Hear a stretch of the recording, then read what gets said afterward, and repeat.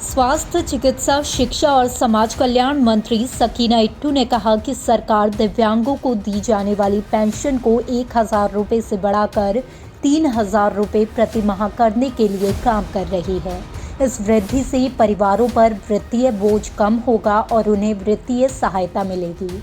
उन्होंने कहा कि दिव्यांगों को आवश्यक संसाधन और सहायता प्रदान करने के लिए सरकार प्रतिबद्ध है, ताकि वो एक स्वतंत्र, गुणवत्तापूर्ण और सम्मानजनक जीवन जी सके। मंत्री ने ब्राह्मण सभा परेड में दिव्यांगों के बीच कृत्रिम अंग, कैलिपर्स, कल्चर, ट्राईसाइकिल और व्हीलचेयर के वितरण के दौरान ये बात कही। कार्यक्रम श्री आत्म वल्लभ जैन क्लिनिक जम्मू ने भगवान महावीर विकलांग सहायता समिति कोटा के सहयोग से आयोजित किया था। इसे ग्रामीण विद्युतीकरण निगम ने प्रायोजित किया। कार्यक्रम में सकीना इट्टू ने कहा कि दिव्यांगों के कल्याण और उनके जीवन को सम्मानजनक बनाने के लिए सरकार प्रतिबद्ध है। वर्तमान सरकार हमेशा दिव्यांगों के जीवन की गुणवत्ता के उत्थान और सुधार के लिए प्रयास करती रहती है।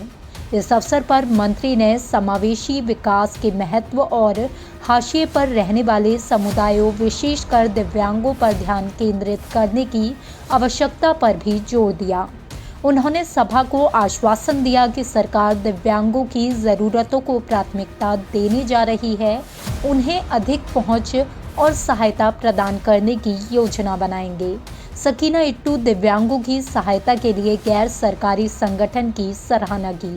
उन्होंने कहा, सरकार ने निरंतर समर्थन का आश्वासन दिया और कहा कि उनके द्वारा उठाए गए मुद्दों पर तुरंत समाधान किया जाएगा।